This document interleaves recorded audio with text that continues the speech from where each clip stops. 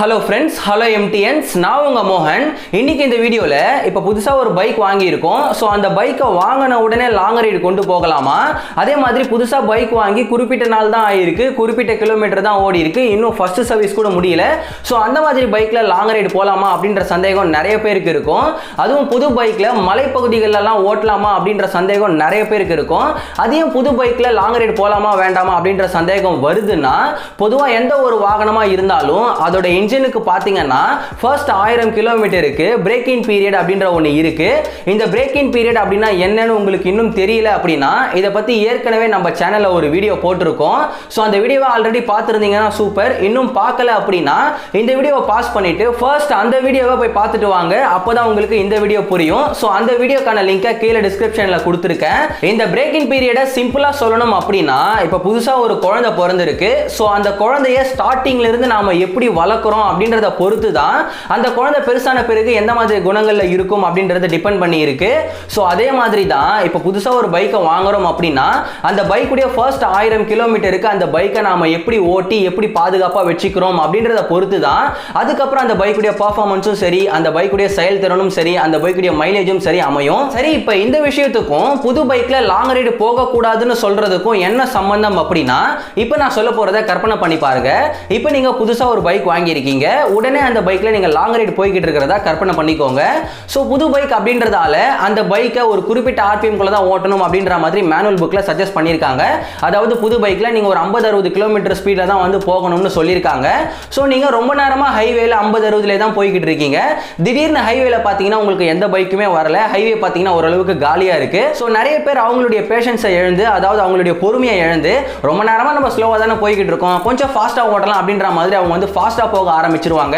அதாவது மேனுவல் புக்ல சஜஸ்ட் பண்ணிருக்கிற அந்த ஆர்பிஎம் தாண்டி போக ஆரம்பிச்சிருவாங்க. சில பேர்லாம் பாத்தீங்கன்னா ஹைவே காலியா இருக்கு அப்படின்றதுக்காக புது பைக்ல டாப் ஸ்பீட்லாம் டெஸ்ட் பண்ண ஆரம்பிச்சிருவாங்க. சோ இந்த மாதிரி ஒரு புது பைக்ல ஸ்பீடா ஓட்ட ட்ரை பண்ணீங்க அப்படின்னா அந்த பைக்குடைய என்ஜின் பாத்தீங்கன்னா அதிகமா ஸ்ட்ரெஸ் ஆகும். சோ அந்த பிரேக் இன் பீரியட் வீடியோல சொன்ன மாதிரி புது பைக்கோட என்ஜினுக்குள்ள பாத்தீங்கன்னா தேய்மானம் அதிகமாக ஆரம்பிச்சிரும்.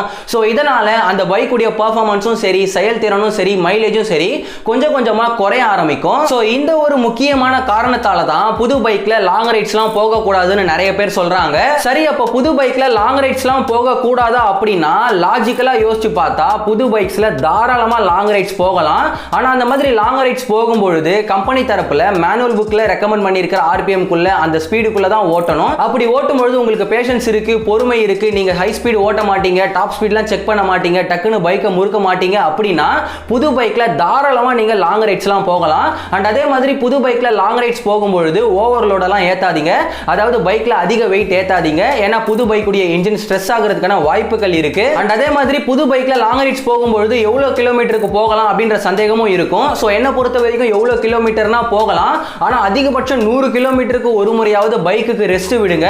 அந்த மாதிரி பைக்குக்கு ரெஸ்ட் விடும்பொழுது அந்த பைக்ல ஏதாவது அப்நார்மலா ஃபீல் ஆகுதா அப்படின்றத செக் பண்ணிக்கிட்டே இருங்க. அண்ட் அதே மாதிரி புது பைக்ல லாங் ரைடு போகும்பொழுது ஒரே கியர்ல ஒரே ஸ்பீட்லயே போய்கிட்டே இருக்காதீங்க. அப்பப்ப கியரை வேரி பண்ணுங்க, அதே மாதிரி ஆர்பிஎம் வேரி பண்ணுங்க. பட் ஆர்பிஎம் வேரி பண்ணும்பொழுது ரெக்கமெண்டட் ஆர்பிஎம் தாண்டாம பாத்துக்கோங்க. அந்த ரெக்கமெண்டட் ஆர்பிஎம் குள்ள நீங்க வந்து ஆர்பிஎம் வேரி பண்ணிக்கலாம். சோ இந்த மாதிரி உங்களுடைய புது பைக்கை ஓட்டுனீங்க அப்படின்னா ஃபர்ஸ்ட் சர்வீஸ் முடிஞ்சதுக்கு அப்புறம் உங்க பைக்குடைய இன்ஜின் அவ்வளவு ஸ்மூத்தா இருக்கும். அதே மாதிரி புது பைக்ல லாங் ரைடு போறது மூலமா நமக்கு ஒரு சில நன்மைகளும் இருக்கு. சோ நீங்க ரொம்ப சீக்கிரமா அந்த பிரேக் இன் பீரியடான 1000 கிலோமீட்டரை ரீச் பண்ணிடுவீங்க.